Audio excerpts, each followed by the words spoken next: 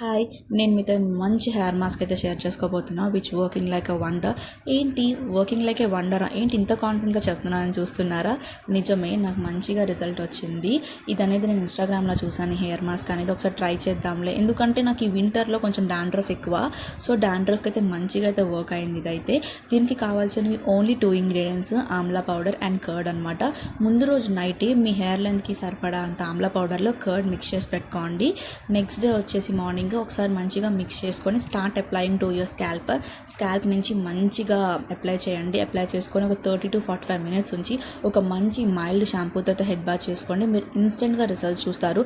చాలా స్మూత్గా, చాలా సాఫ్ట్గా ఉంటుంది హెయిర్ కూడా. నా హెయిర్ లెంత్ని కొంచెం అవాయిడ్ చేయండి, ఎందుకంటే కొంచెం కట్ చేయాలి నేను.